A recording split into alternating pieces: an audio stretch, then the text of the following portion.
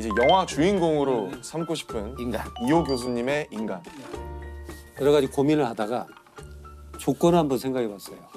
누구도 제가 말한 걸 검증할 방법이 없는 사람을 찾자. 그래서 옛날 사람을 찾았어요. 근데 참 많이 알려졌는데도 불구하고 실은 이름만 아는 경우. 제가 찾은 건 뭐 의사의 아버지라고 하는 히포크라테스 찾았어요.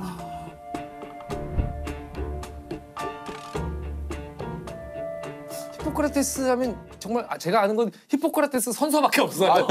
내용도 모르고 똑같아요. 그죠? 네. 그래서 뭔가 의학을 처음 만드신 분인가 보다 그냥 그렇게 막연하게 생각을 했던 것 같아요. 근데 실은 병원에서도 그 사람이 왜 의사의 선서에 등장할 수밖에 없고 의학의 아버지라고 그러고 그런 이유를 몰라요. 얼마나 옛날 사람이죠? 그때 그리스 달력으로 따져보면 이 사람 460년. 이게 이 히포크라테스에 대해서 가장 중요한 것은 신으로부터 독립시켰다. 이게 의학을 독립시켰다라고 해요. 왜냐하면 그 당시에는 다 신으로부터 미움을 받았거나 신에 의한 형벌이고 신한테 기도를 드려야 되고 신전에 와서 묵셔를 해야 되고 나으면 신한테 감사를 해야 되고. 그럼 예전에는 몸이 아프거나 하면 다. 신한테 가서 기도를 하고. 그렇죠. 히포크라테스는 뭐랬냐면 이게 신이 아니고 어떤 증상은 분명한 원인이 있다. 그 원인은 잘 찾으면 치료 방법도 있을 것이다. 그래서 동일한 원인이 동일한 증상을 발현하는 것을 알아요.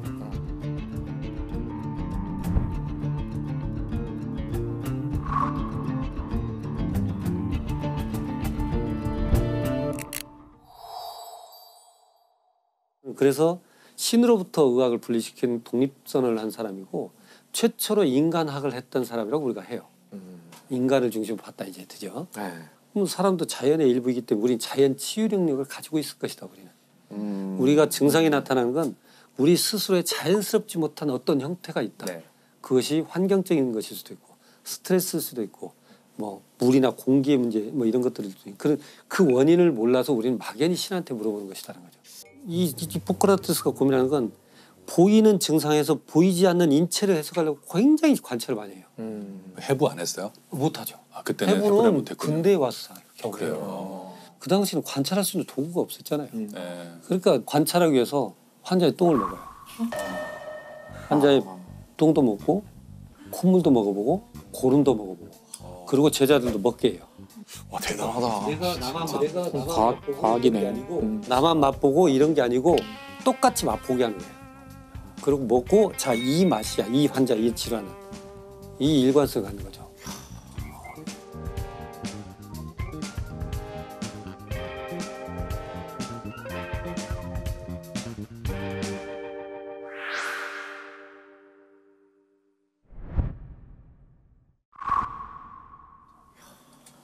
사실 그러면 저는 또 여쭤보고 싶었던 게 히포크라테스의 선서는 도대체 정확히 뭔가 뭐고 선서! 의사가들 그렇게 하시나. 그리고 왜 시작된 건가요? 그건 이제 뭐냐면 Oath of Hippocrates.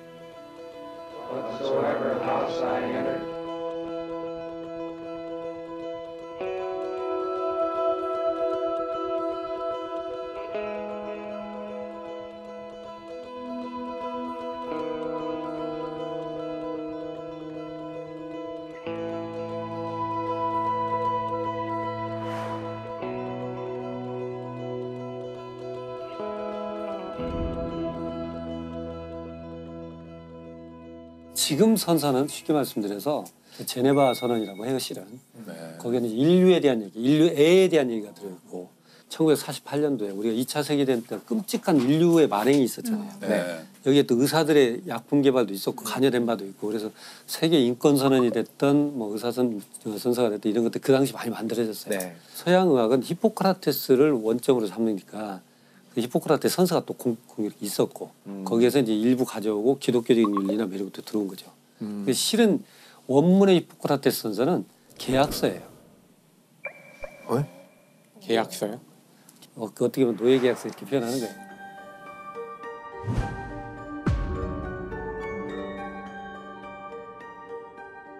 근데 저희는 그 뭔가 윤리적인 서약으로 알고 있는데 그게 이제 계약서라는 건 뭐냐면 날 탓하지 마라 뭐 이런. 내가 갑이야 뭐 이런 건가요? 동의했다. 우리가 계약서를 왜 써요? 그러니까 이걸 서약서를 쓰지 않으면 너한테 주지 않을 거야.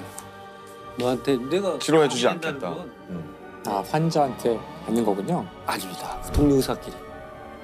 동료 의사끼리? 그리고 왜 그러냐면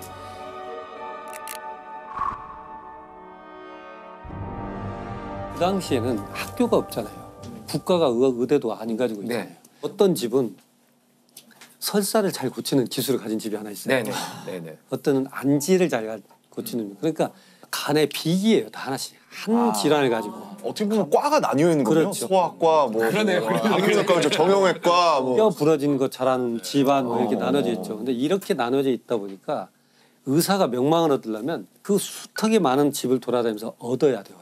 내가 또 검증해봐야 되고 지금도 어디 청국장집 가면 네. 뭐 레시피 안 알려주잖아요. 맞아요. 그렇죠. 어느 집은 뭐 하나만 갖고 평생 3대가 맞아요. 내가 이렇게 이제 가서 우리 심 선생님, 심 박사님한테 뭐 좀 알려달라고 심 박사님 뭐라고 하시는 그러면 넌 나한테 뭐 해줄 수 있어? 기브 앤 테이크를 해야 되는 거군요. 그럼 저는 이렇게 하겠습니다.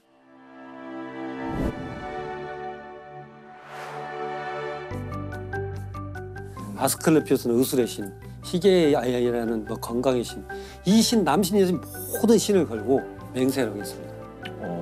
나는 당신을 내 부모와 똑같이 여길 것이고, 제자가 되겠다. 네, 이런 난 당신을 제자가 되겠다. 부모와 똑같이 여길 것이고, 당신이 돈이 필요하면 나 돈 얼마든지 갖다 드리겠습니다. 대학? 왜냐면 말싸는 몰입하셨네. 박사님 과몰입하신 거 몸이 같은데요? 여기까지 나오시는데? 지금 계약서 쓰려고요. 당신이 곤란하면 내 돈을 얼마든지 드리고, 저한테 혈연이 아니면서도 나한테 알려주는 거잖아요.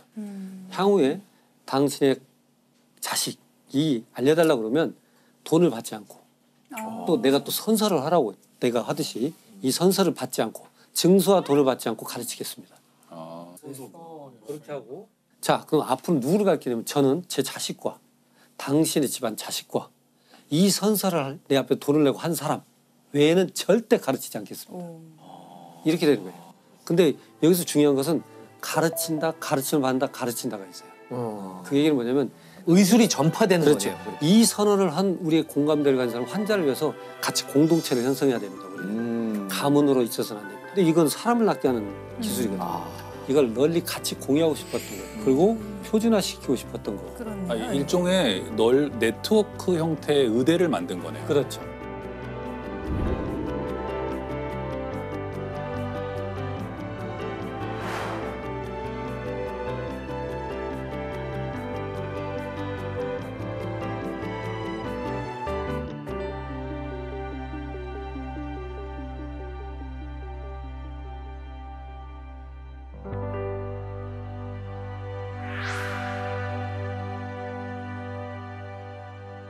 그리고 나는 이런 선서를 한 아스클레피오스 후손이고 히포크라테스 학파야라고 해야 돼요. 근데 방금 아스클레피오스의 후예라고 하셨는데 뭐 히포크라테스가 원래는 뭐 아주 뭐죠? 아스파라거스. 아스파라거스. 왜 이렇게 뭔 스가 많아? 아스클레피오스 후예가 아니에요? 그게 네. 신화의 아폴론의 아들이 아스클레피오스라고 하고 근데 실은 테살리아 지역에 살았던 명이에요. 근데 그걸 아스클레피오스가. 신격화 시켜버린 거죠. 그 사람이 지금 의술의 신이라는 사람인 그렇죠. 거죠? 지팡이 갖고 있는.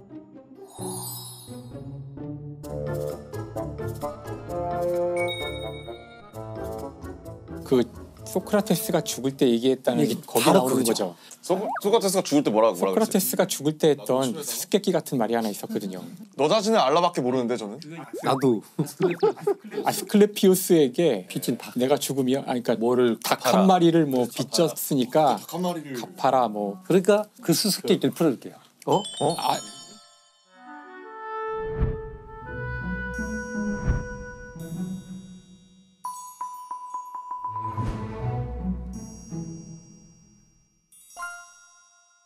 근데 그것이 제가 보면 소크라테스는 평생을 절제하고 검소하고 누구한테 신세를 지지 않았거든요. 그런 걸로 유명하잖아요. 그런데 마지막에 신세 진 게 독약을 먹었어요. 근데 왜 그 약은- 신세를 진 거예요? 그게? 그 약의 효과가 좋아요. 고통 없이 죽게. 사약을 먹었는데 야 드디어 발가락부터 서서 마비가 오면서 이제 곧 갈 것 같아. 자, 이 약값은 치러야지.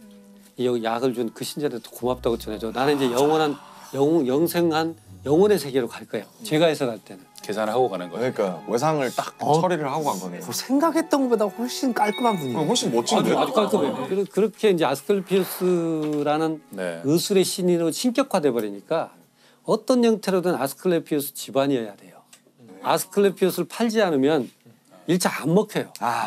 현실적이네. 되게 현실적인 얘기네요. 명성이 있어야만 먹고 살 수 있으니까. 아까 전 집에서도 보면 절대 치료 불가능한 환자를 건드리지 마라. 왜냐면 치료하는 척에다 이게 안 나오면 너의 명성에 흠이 가니까. 그리고 의사의 최대의 불이익은 불명예다. 돈이 아니고 다른 의사를 폄하하지 마라. 그건 네가 나약하다는 표시다. 의사는 수사학, 말하는 언변을 배워라. 또는 진료실의 매너랄지 표정을 어떻게 지어야 되며 당당해야 되고. 되게 현실적인 조언들이 막 그러니까 들어가 의사를 있는. 위한 실용서군요. 실용서. 그렇죠. 의학에 대한 어떤 좋은 책이기도 하지만 예, 그래서 70권이나 되는 거군요. 적을 게 너무 많아.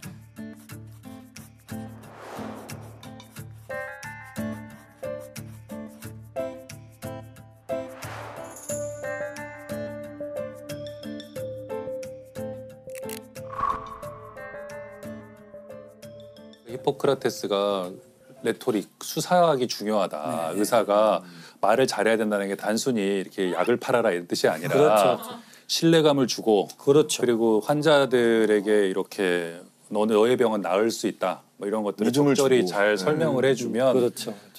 자연 치유 효과 같은 것들로 나을 그럼요. 수 있다라는 그런 측면의 그렇죠. 수사학이겠죠. 그렇죠. 네. 실제로도 그런 게 우리 병원에 가면은 이게 과연 내가 제대로 이게 맞아요. 문제가 있는 건지 괜한 그런 더 게 알고 들 때가 싶은데 있어요. 맞아요. 근데 가끔씩 이제 어떤 의사분들 만나면은 굉장히 자세하게 맞아요. 설명해 주시는 분들이 있는데 이제 그걸 듣고 나면은 플라시보 효과일 수 있지만 뭔가 좀 나아지는 느낌도 들고 마음이 편안하죠 일단. 그게 커요.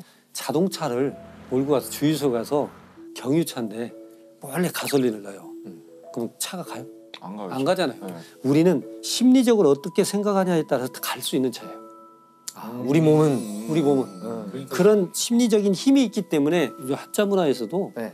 제일 명의의 기준을 네. 1, 9, 2, 족, 3약, 4기 그래요. 첫 번째가 입, 두 번째가 발, 세 번째가 약, 네 번째가 기술. 왜 입과 발이 먼저? 가장 중요한 건 뭐냐면 환자를 말로 어루만질 수 있어야 돼요. 아이고 얼마나 힘드셨습니까? 이건 환자 본인만 아시죠. 옆 사람 모른다. 이렇게 말로 공감해줘야 1차 신뢰가 생겨요. 맞아요. 가서 그다음에- 많이 아프셨겠네요. 네, 이 말 맞아, 한번 맞아, 들으면 벌써 마음이 놓이잖아요. 두 번째가 족은 아까 지팡이 부지런함. 계속 내가 돌아다니는. 병원에 입원했는데 혈액은 빼갔는데 피를 팔아먹나 뭐했나 알려주지도 않고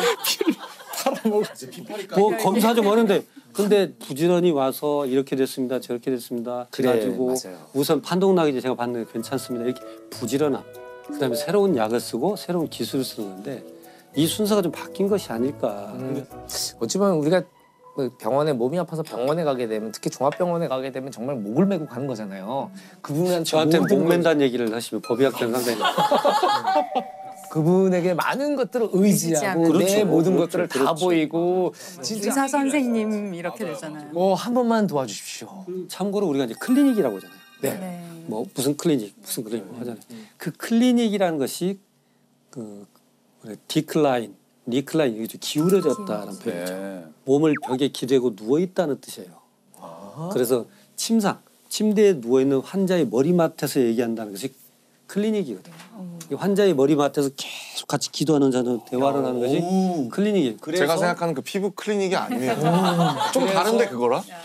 피부를 이렇게 들여다보면 여드름이 너무 많아요. 수면 클리닉, 코골이 뭐 이렇게 써져 있잖아요. 근데 의학 공부하실 때 그런 라틴어랑 그리스어를 배우시나요? 따로 공부하셨겠죠. 따로 공부하신 것 같아요. 네, 저는 따로 이제- 공부를 하셨겠죠. 이 단어에는 역사가 분명히 있을 것이다. 던지는 함의가 있을 것이다. 의학 용어에 굉장히 많은 라틴어가 들어있잖아요. 예. 그래서 한번 찾아보는 거죠, 자꾸. 그래서 진짜 오늘 유독 느끼는 것 같아요. 아니 이렇게 재밌고 좋은 얘기를 내가 돈을 받고 들어? 이런 생각이 들었어요. 문득. 그럼 돈을 받지 마세요. 아니야. 돈 받아야 돼. 재방료도 받고 다 받아.